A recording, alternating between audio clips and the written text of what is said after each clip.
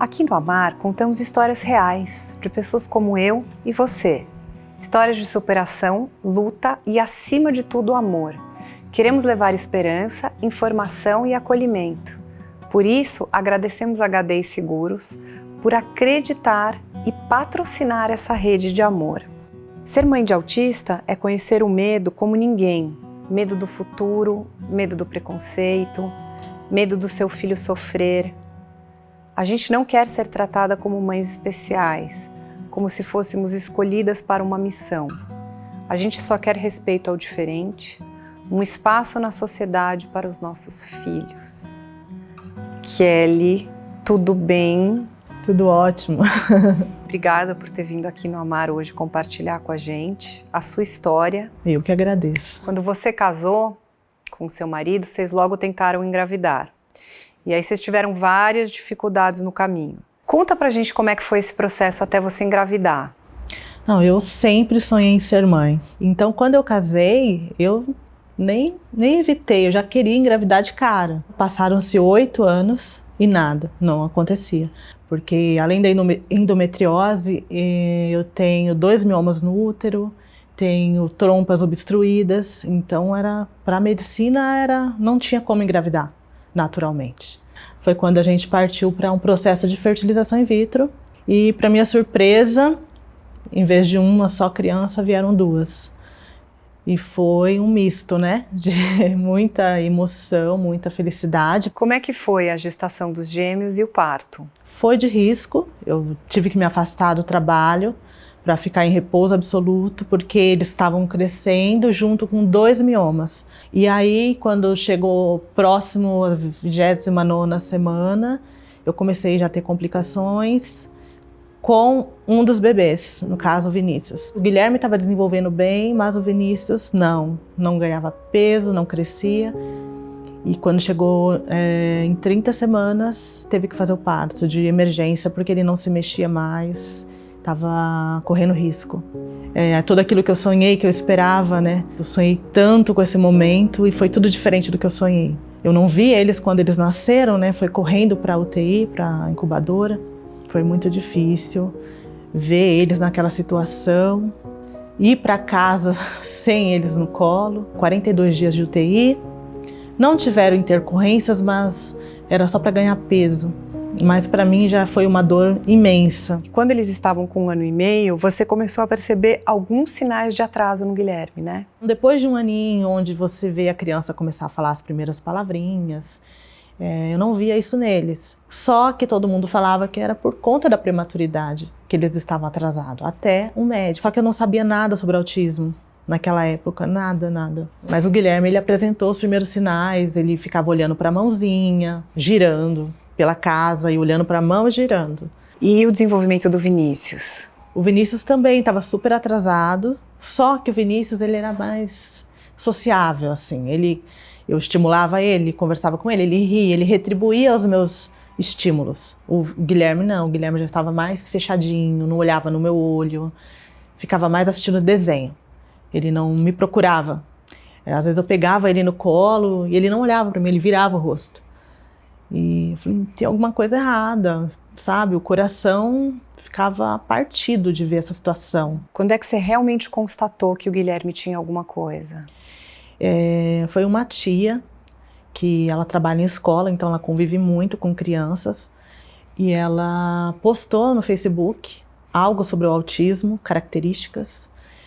E eu li aquilo e bateu muito com o que o Guilherme estava apresentando, né? E aí eu caiu minha ficha, eu falei, ela tá postando para ver se eu percebo, porque até então eu não sabia o que era. E ela não tinha coragem de chegar em mim e falar. Bom, aí você conta pra gente que algumas pessoas vinculavam os atrasos à falta de estímulo. Como é que você se sentia em relação a esses comentários? Nossa, eu me sentia muito, muito triste. Imagino. Porque como eram 2, sempre foi difícil cuidar deles. Sempre foi, porque eu cuidava sozinha. E para poder fazer coisas em casa, comida, arrumar a casa, organizar, eu ligava o desenho e deixava eles assistindo desenho. E eu achava que a minha culpa de não estimulá-lo era por causa disso, de deixar muito tempo em frente da televisão. E a minha família sempre falava, você não estimula direito, você não deixa eles comem sozinhos, não deixam fazer as coisas sozinhos, por isso que eles são assim. E eu carreguei essa culpa por um tempo, até descobrir que era do autismo. Quando eu tive o diagnóstico foi libertador, saiu um pouco esse peso das minhas costas. Não, eles não são assim por minha culpa. Ao mesmo tempo que foi difícil, foi libertador tirar esse peso das costas. Como é que você lidou, Kelly, com esse duplo diagnóstico, né? Descobri que os dois faziam parte do espectro autista. Eu estava fazendo uma avaliação com o Guilherme. Até então, assim, o Vinícius tinha todo aquele atraso, mas não era evidente igual o Guilherme. Então eu estava correndo atrás de terapias para o Guilherme. E esse psicólogo chegou em mim e falou assim: mãe, e o outro? E o seu outro filho que fica em casa? Ele não tem nada? Pediu todo o histórico, eu fui contando. Falei, não, ele também não fala, ele tem os atrasos dele, sim. Mas ele é social, ele olha nos olhos, ele interage com criança, ele adora brincar. Então ele não tem nada, ele só está atrasado por causa da prematuridade. Aí foi quando ele me alertou, falou, não, começa a correr atrás de terapia para o seu filho, não deixa ele lá. Por mais que ele faça tudo isso, com certeza ele vai ter uma deficiência mental desse jeito. E aí eu saí em prantos do consultório, eu saí chorando, porque ali me trouxe para a realidade que eu não tinha uma criança só para correr atrás de terapia, eu tinha duas. Ai, foi bem difícil, foi difícil. Imagino. Porque a gente depende do SUS para muita coisa, mas a parte mais difícil é dentro de casa, é o dia a dia mesmo, porque o Vinícius, ele não entendia muita coisa que eu falava, não atendia comandos, então era como se tivesse assim um muro sobre nós, então foi tudo muito difícil.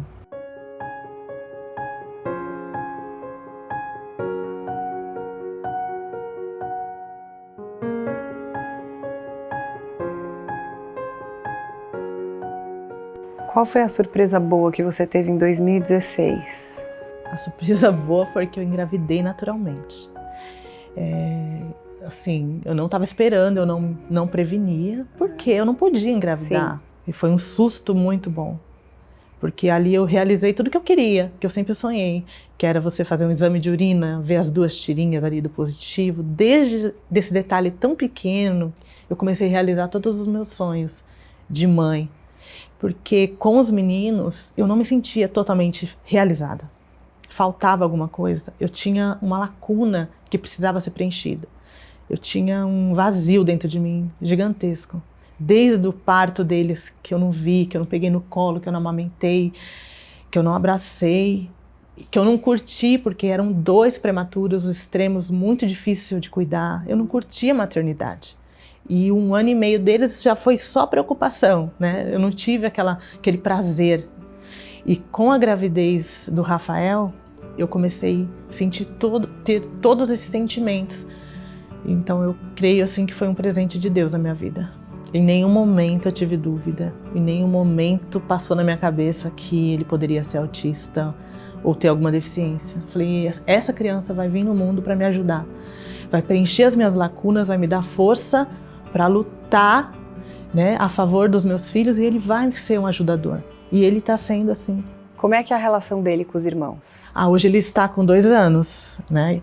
Criança de 2 anos é desafiadora, né? Tá levado, briguento, ciumento, normal para a idade dele.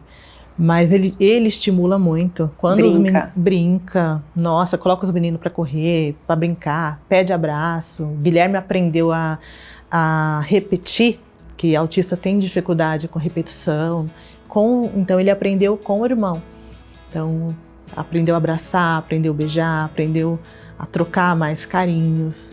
Então, nossa, ele desenvolveu bastante com o irmão. Abraço. Oh. Que lindos!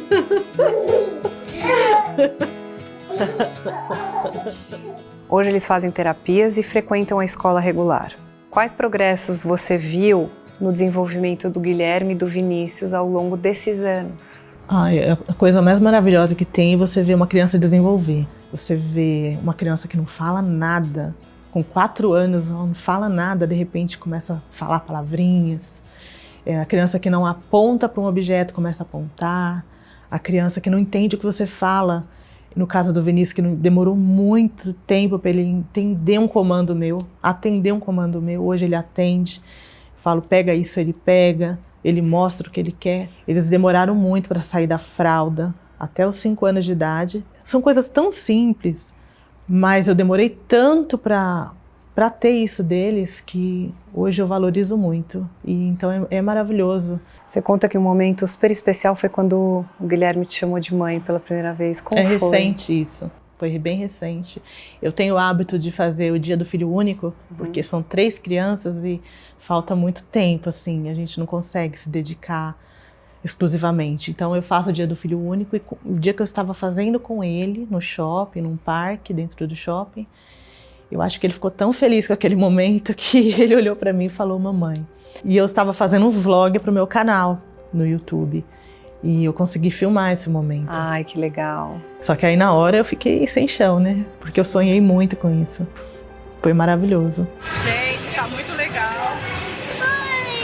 Fala que tá muito legal. Kelly, como é que é a rotina com os 3? Ah, é uma loucura. Os dias são bem cansativos. Como eu cuido sozinha dos 3, é cansativo. Porque o Guilherme tem seletividade alimentar, então ele não come nada. Ele só come batata frita. Hã? É, só batata frita. Não aceita. Nada de proteína, nada, leite, nada? E nada. como é que faz a saúde? Suplementação. Tem que suplementar com vitaminas, ferro. Mas é um trabalho muito grande. Então cada um come uma coisa diferente. Então tem aqui todo aquele processo da alimentação, brigas, tem a casa para cuidar, eles ainda são muito dependentes de mim. E tem as terapias também que eu saio com eles. Então a rotina é puxada, não é fácil.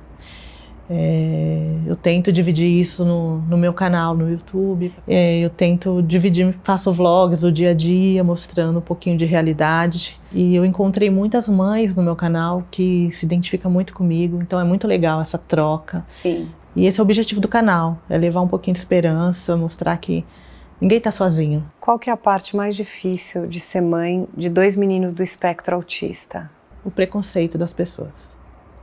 É você lidar com o preconceito, é a parte escolar, porque na escola é onde você vê as dificuldades que ele tem que enfrentar, as dificuldades com outras crianças. Às vezes as crianças buscam eles para brincar e eles não atendem, a criança fica, ai, que menino esquisito.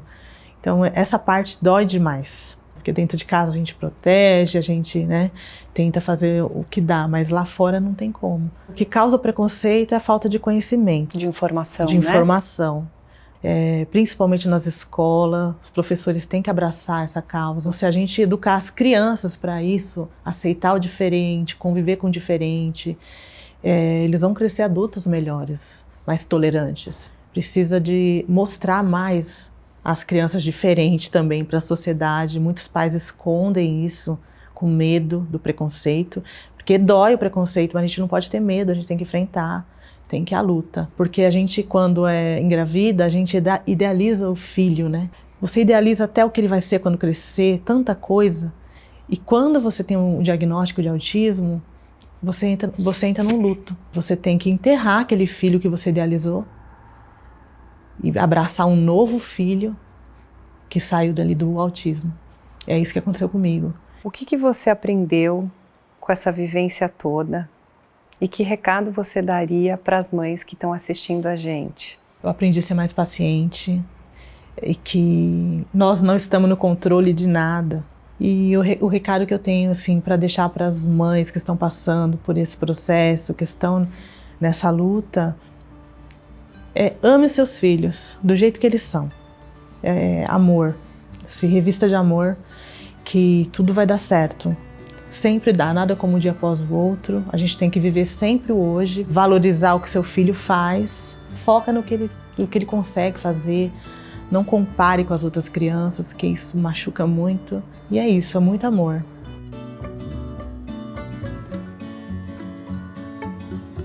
Vou estar sempre disposta a fazer tudo que eu puder por amor a eles. Abrir mão da minha profissão, abrir mão da minha carreira, para cuidar deles 100%, integralmente, Mamãe vai estar sempre junto com vocês pro que der e vier. E a gente vai estar sempre lutando para um futuro melhor para vocês. Mamãe ama muito vocês. Kelly, obrigada. Quero desejar muita sorte. Você é uma daquelas mães que eu entrevisto que eu fico super fã e admiro, uma guerreira. Então quero desejar muita sorte aí na trajetória de vocês. Eu que agradeço a oportunidade de estar aqui. Obrigada. Eu quero te dar meu livro. Espero que você goste. Que bom, que legal. Minha história aí de maternidade também. Obrigada. Se você tem uma história para contar pra gente, escreve pra gente no amarmaternidade@gmail.com. Nós estamos em todas as redes sociais e a gente faz esse programa com amor para vocês. Ficou muito fácil se inscrever no canal. Você vai lá e faz o login, vai em inscrever-se, deixa lá teu comentário, sua sugestão. Adoro fazer essa troca com vocês. Tô te esperando na próxima quarta, às 20 horas, com mais um episódio inédito. Beijo!